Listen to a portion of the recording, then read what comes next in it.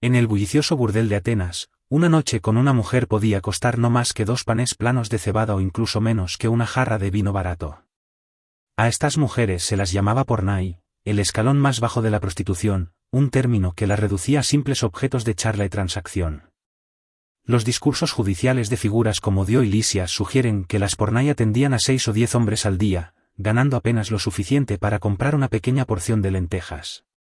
Mientras tanto, los dueños de los burdeles se enriquecían, y parte de esas ganancias fluía directamente a las arcas de la ciudad a través de impuestos.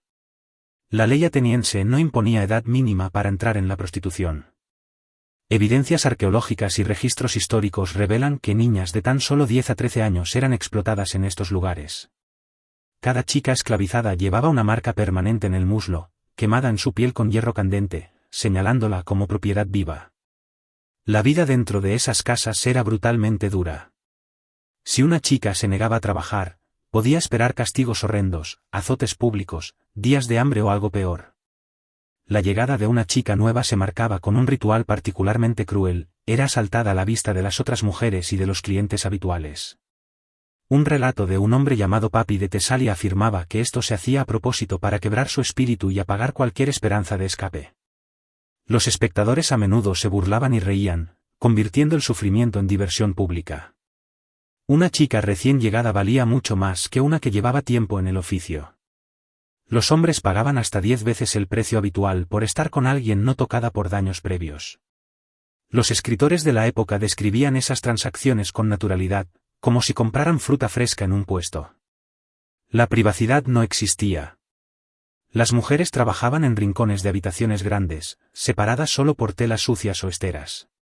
Cada grito de dolor formaba parte del ruido de fondo, una forma de entretenimiento para los hombres que esperaban su turno. Antes de desenterrar más de estas historias enterradas de dolor y resistencia, por favor dale like a este vídeo y suscríbete al canal. Tu apoyo nos permite compartir las voces de quienes fueron silenciadas en vida. Los dueños de estas mujeres a menudo las clasificaban en categorías perturbadoras: mujeres nubias, mujeres excepcionalmente bajas, las que no podían hablar, las que se resistían, y las que aún se consideraban intactas. Cada grupo tenía su propio precio y su propia clientela. El arte del siglo V incluso muestra competencias en las que los hombres intentaban someter a una mujer que se resistía, solo por diversión.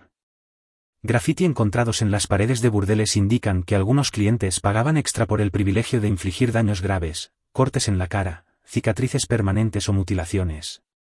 La violencia se vendía como cualquier otra mercancía. Algunas mujeres se anunciaban específicamente para castigo. Labios partidos, dientes rotos, quemaduras de lámparas de aceite volcadas. Estas eran lesiones que ciertos hombres buscaban deliberadamente. Para ellos, la agonía de una mujer se convertía en una forma de arte, sus gritos en una melodía ebria. En la misma ciudad que celebraba la filosofía y el drama, la crueldad contra las mujeres resultó ser uno de los oficios más lucrativos. Sin embargo, incluso la brutalidad diaria palidecía ante lo que ocurría durante las festividades religiosas. En ciertas celebraciones, especialmente el Festival de Dionisia, las prostitutas eran entregadas gratis a grupos de hombres como parte de lo que se presentaba como un ritual sagrado. Los relatos que sobreviven describen esas escenas sin un ápice de vergüenza. Grupos de hombres borrachos asaltando mujeres mientras sonaba la música, corría el vino y se apostaba cuánto aguantaría la víctima. En esos días, el último resto de dignidad de una mujer desaparecía. Se convertía en nada más que un juguete para la multitud. Notas médicas de la época registran muertes por lesiones internas, asfixia y pérdidas masivas de sangre. Los sacerdotes afirmaban que tales actos honraban a los dioses. El vino y la sangre de las mujeres abusadas se mezclaban en el altar, sus últimos alientos reinterpretados como oraciones por cosechas abundantes. Cuando terminaban las fiestas, las que aún respiraban eran arrastradas de vuelta al burdel para retomar el trabajo. Las muertas eran descartadas fuera de las murallas de la ciudad, sus cuerpos arrojados a barrancos como basura. Estas atrocidades rituales eran simplemente una extensión de la violencia que las mujeres sufrían a diario. Golpes constantes con palos, correas de cuero o puños desnudos. Los clientes leales a veces tenían permiso para participar en los castigos, inventando juegos crueles a costa de las mujeres por el error más pequeño, derramar una gota de vino, pronunciar mal el nombre de un cliente o simplemente permitirse llorar. Una mujer en un burdel ateniense podía encontrarse encerrada en una habitación completamente oscura sin comida ni agua por días. A veces el castigo era aún más cruel, la ataban a un poste de piedra en el patio abierto, dejándola temblando con ropa empapada durante las noches heladas del invierno o asándose bajo el sol abrasador del verano sin una sola gota para beber. Los dueños lo llamaban cínicamente, corrección de carácter. Objetos al alcance, mazas de madera, copas pesadas de vino, incluso el extremo romo de cuchillos, se usaban como instrumentos de disciplina cuando una mujer desobedecía. Con el tiempo, las mujeres aprendieron a ocultar su agonía tras sonrisas forzadas, porque las lágrimas o los gritos solo provocaban más violencia de sus amos. En una ciudad que alababa la perfección del cuerpo humano en el arte y la escultura, los cuerpos de estas mujeres se convirtieron en lienzos vivos de moretones, quemaduras y cicatrices. Si una mujer se atrevía a escapar, la ley no lo trataba como un pedido de libertad, sino como un acto de robo, robar propiedad a su dueño. Las penas eran feroces y públicas.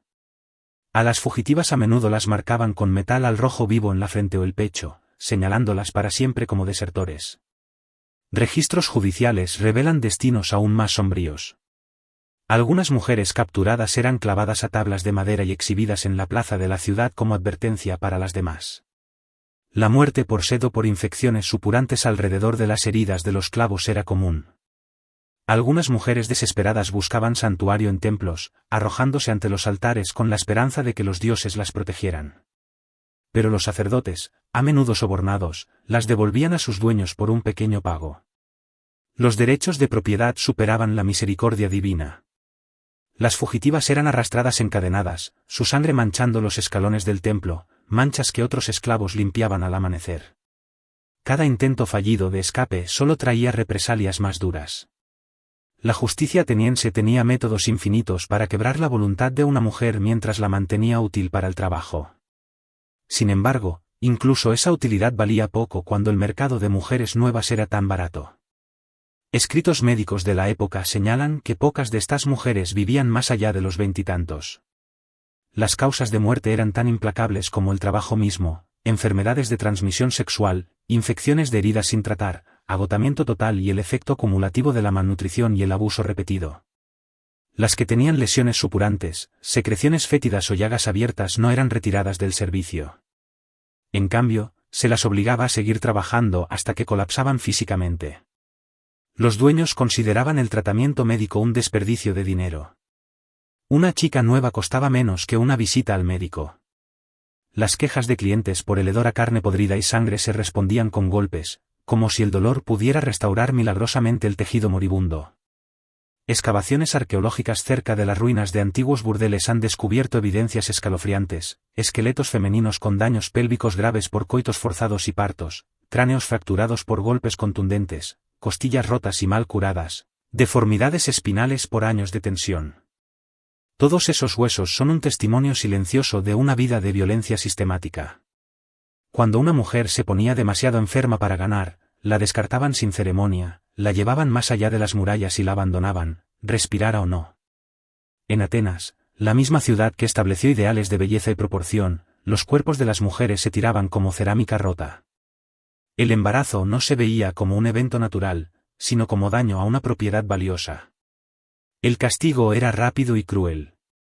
Para prevenir nacimientos, los dueños obligaban a las mujeres a beber pociones venenosas, les golpeaban el abdomen o las hacían cargar pesos imposibles hasta que abortaran. Notas médicas antiguas detallan prácticas de aborto horrendas, hierbas que causaban enfermedades violentas, aceite hirviendo vertido en el útero o palos afilados introducidos dentro. Si el embarazo no se podía detener, el parto ocurría en la misma esterilla sucia donde se entretenía a los clientes. No había parteras, ni medicinas, ni higiene. Muchas mujeres morían desangradas o de fiebre en los días posteriores. Arqueólogos han encontrado huesecitos diminutos en canales de drenaje y montones de basura detrás de burdeles antiguos. Restos de infantes descartados sin cuidado. Matar a los recién nacidos era rutina, especialmente a las niñas o a los hijos de esclavos. Para muchas mujeres, acabar con la vida de su hijo era visto como el único acto de misericordia que podían darles, ahorrándoles el mismo destino que ellas sufrían. Bajo la ley ateniense, estas mujeres no tenían estatus como seres humanos. Sus cuerpos y su trabajo pertenecían enteramente a sus dueños. Se las obligaba a trabajar bajo el peso de deudas fabricadas por comida, ropa y refugio, deudas que crecían diariamente con intereses y multas arbitrarias. Negarse a un cliente, incluso uno conocido por violencia o demandas peligrosas, era imposible. El consentimiento era un concepto que la ley les negaba por completo. Documentos judiciales de la época cuentan de mujeres que intentaron buscar justicia por maltrato, pero el sistema estaba en su contra. La palabra de una esclava no valía contra un hombre libre a menos que la torturaran primero para verificar su verdad. En la sociedad que inventó la democracia, la mitad de la población, sus mujeres, quedaba excluida por completo, y las mujeres esclavizadas ocupaban el escalón más bajo, valoradas menos que el ganado, que al menos se alimentaba y cobijaba regularmente.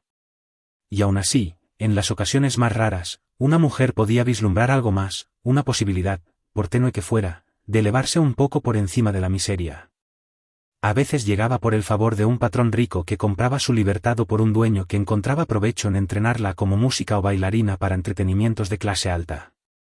Pero para la gran mayoría, esos momentos nunca llegaban y el ciclo de explotación continuaba sin piedad. A veces una mujer podía ascender por encima de las filas comunes al convertirse en la favorita de su amo o de un patrón adinerado. En esos casos, podía obtener una habitación privada adornada con joyas finas, vestirse con sedas en lugar de lana tosca y ser atendida constantemente. Sin embargo, esos supuestos privilegios no eran más que los adornos de una jaula dorada. Las favoritas sabían que su posición era frágil, enteramente dependiente de los caprichos cambiantes de un hombre que podía, sin aviso, enviarlas de vuelta al burdel como un abarrotado o incluso mandar matarlas por el acto más pequeño de desobediencia. Registros históricos revelan que estas mujeres favoritas a menudo se trataban como obsequios de hospitalidad.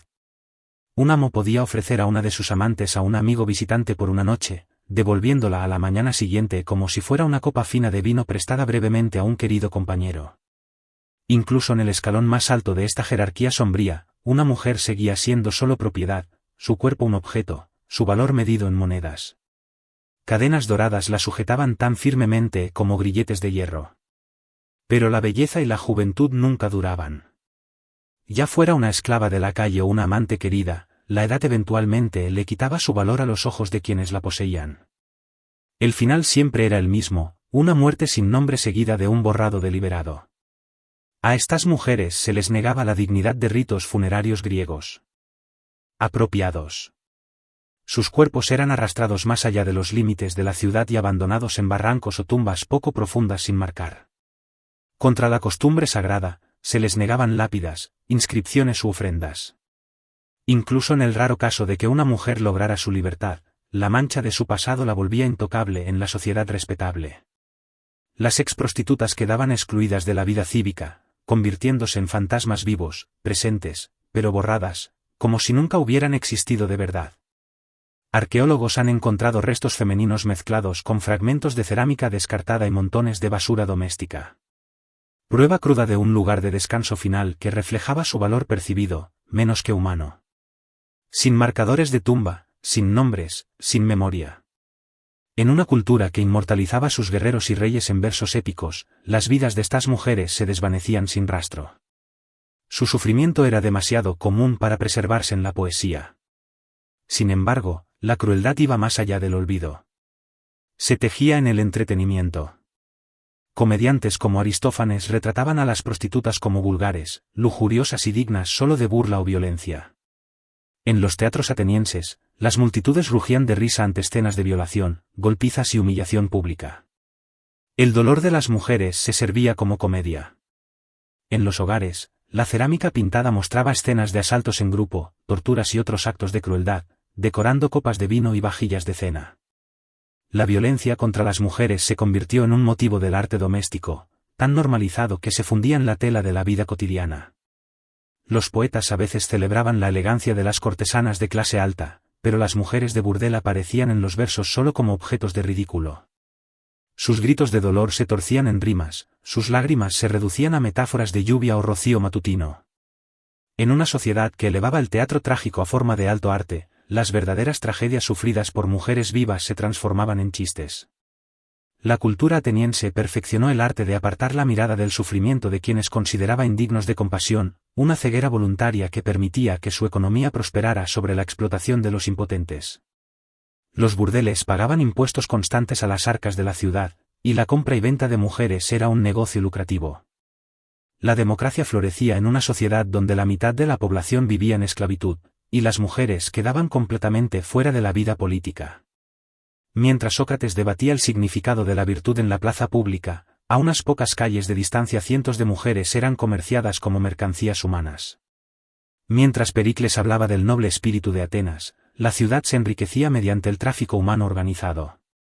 El mármol del Partenón, la grandeza de sus templos, los escenarios de sus teatros, todo se sostenía en parte por las ganancias de una economía que consumía las vidas de mujeres. El esplendor de Atenas se financiaba en parte con la sangre y los cuerpos de esclavas cuyos nombres la historia decidió no recordar. Los relatos modernos de la antigua Grecia, ya sea en libros de texto o guías turísticas, a menudo pasan por alto esta realidad. El lado oscuro del mundo clásico se sanitiza o se omite, como si reconocerlo pudiera empañar la gloria de la antigüedad. Las decenas de miles de mujeres que soportaron esta vida permanecen ausentes de la historia oficial, su dolor borrado de la narrativa. Sin embargo, su ausencia no es silencio. En las ruinas de Atenas, sus sombras aún perduran. Las tumbas sin marcar, los fragmentos de cerámica con sus imágenes, los leves rastros de grafiti en burdeles antiguos, todos susurran la misma verdad. Su historia merece ser contada. Gracias por ver este vídeo hasta el final. Si este contenido te pareció significativo, por favor suscríbete al canal y comparte tus pensamientos en los comentarios abajo. Tu feedback y opiniones honestas nos ayudan a traer más de estas historias ocultas a la luz.